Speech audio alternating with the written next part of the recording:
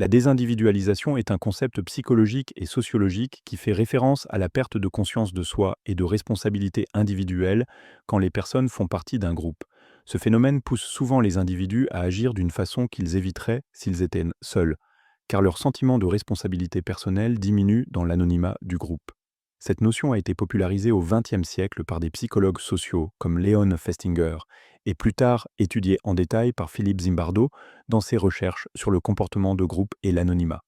La désindividualisation se produit quand des facteurs comme la taille du groupe, l'anonymat et l'excitation se combinent pour affaiblir la maîtrise de soi et encourager des comportements impulsifs ou antisociaux. Cela explique pourquoi certaines personnes participent parfois à des actes comme le vandalisme ou la violence lors d'émeutes ou de grands rassemblements, alors qu'elles les éviteraient dans d'autres situations. La désindividualisation se caractérise par un sentiment réduit d'individualité. Dans un groupe, les personnes se sentent moins responsables de leurs actions car la responsabilité semble partagée. L'anonymat joue un rôle important car il réduit les chances d'être identifié ou jugé personnellement. Les émotions fortes comme l'excitation, la colère ou la peur amplifient aussi la perte de conscience de soi, ce qui rend les individus plus enclins à suivre les normes du groupe, même si elles contredisent leurs valeurs personnelles. Un exemple classique de désindividualisation est le comportement des foules pendant les émeutes. Des personnes qui respectent habituellement la loi peuvent se livrer au pillage ou à la destruction quand elles font partie d'une grande foule anonyme.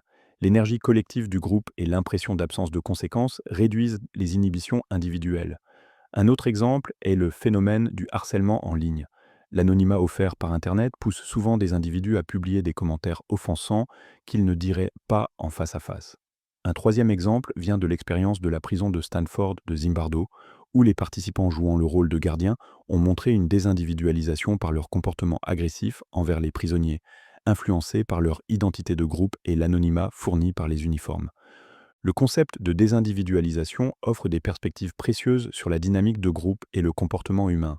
Il aide à comprendre pourquoi les individus agissent parfois contre leurs principes moraux habituels sous l'influence d'un groupe. Cette compréhension est utile dans des domaines comme la criminologie, le comportement organisationnel et l'étude des médias numériques où les influences de groupe sont importantes. En identifiant les conditions qui favorisent la désindividualisation, on peut développer des stratégies pour réduire ces effets négatifs. Malgré son utilité, le concept de désindividualisation a été critiqué. Certains chercheurs estiment qu'il simplifie trop les comportements complexes de groupe en se concentrant sur la perte d'individualité.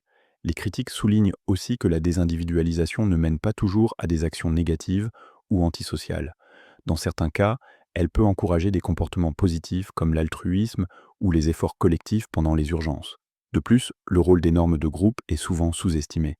Les gens peuvent agir de façon excessive en groupe non seulement parce qu'ils perdent conscience d'eux-mêmes, mais aussi parce qu'ils se conforment aux attentes perçues du groupe.